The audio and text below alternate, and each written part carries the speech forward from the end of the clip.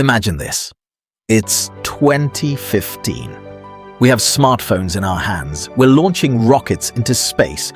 We're talking to artificial intelligence. Yet, in that highly modern year, as the British public went to work every morning and paid their taxes, do you know whose debt they were actually paying off? The slave owners of the 1800s. Yes, you heard that right. Most of us want to believe that slavery ended in the 19th century, locked away on dusty library shelves as a badge of shame. But numbers don't have feelings. In 1833, when the British Empire banned slavery on paper, the price of freedom was not collected by those freed from their chains, but by those who held them. The debt from the massive compensation the government paid to slave owners was so enormous that its final installment was cleared just a decade ago, in 2015. For 182 years, ordinary citizens financed the descendants of history's executioners. The history books taught in schools always present the Slavery Abolition Act as a glorious moral victory. As if the sun rose in London one morning, politicians suddenly listened to their consciences and human dignity triumphed over money.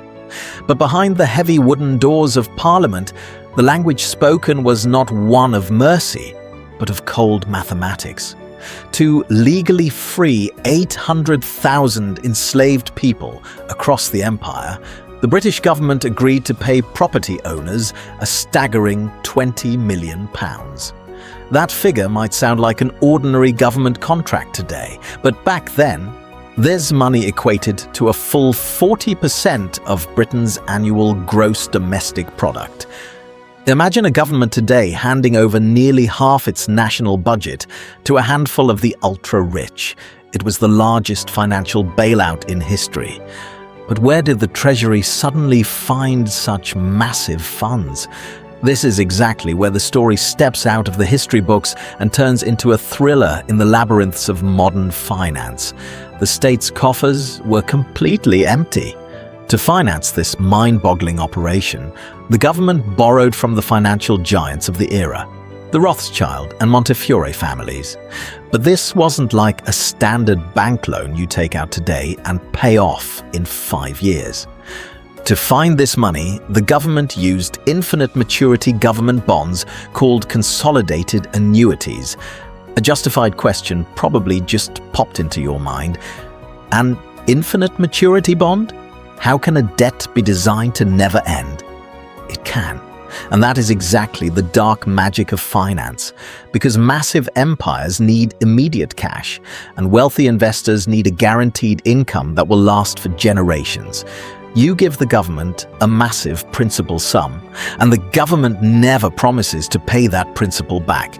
Instead, it guarantees to pay regular interest to you and your great-great-grandchildren until the end of the world. That blood-soaked debt taken in 1833 was locked right into this modern financial mechanism. The principal of the debt was never settled. Only the interest was collected flawlessly from the taxes of the British people for 182 years. Just think about it.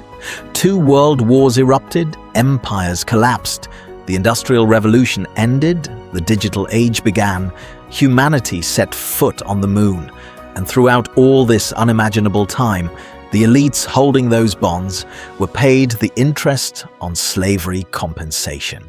The descendants of Caribbean immigrants rode the subway to work every morning to finance the descendants of the men who whipped their ancestors. This was the system's most ruthless irony. The financial cost of freedom was placed squarely on the shoulders of the very people who were freed. Now, let's get to a detail that will completely shatter your preconceptions. Until now, we've always imagined slave owners as cruel plantation masters walking around with whips in their hands. That was the caricature Hollywood burned into our minds.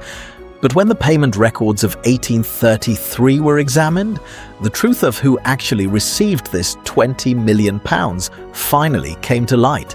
The list of those compensated included respected clergymen in Scotland, elite widows in London, railway investors, poets, and even art collectors.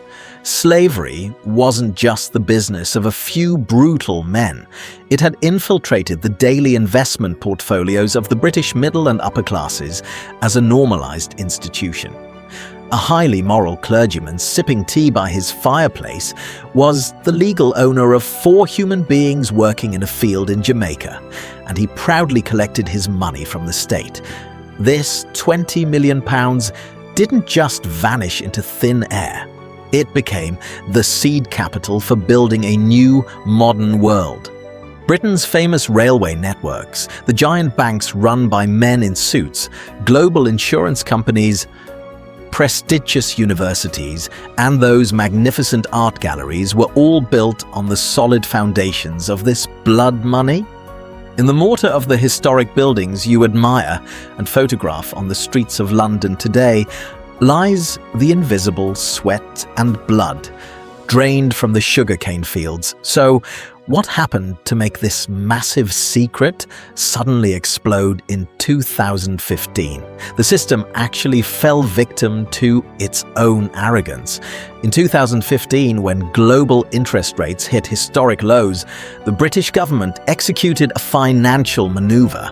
They wanted to clear these century-old, high-interest debts and borrow new, cheaper money from the market.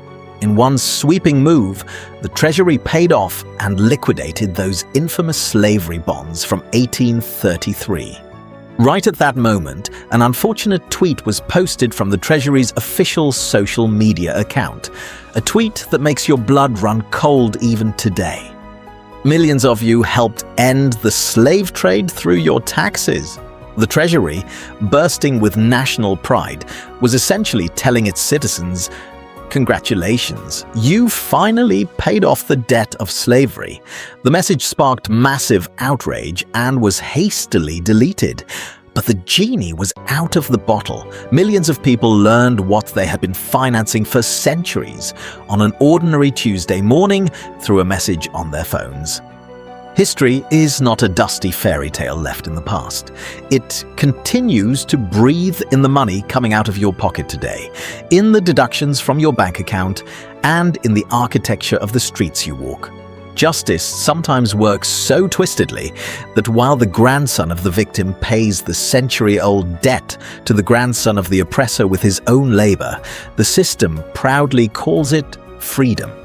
The next time someone tells you there is no point in opening up old wounds, just remind them of that long ledger that took 182 years to close.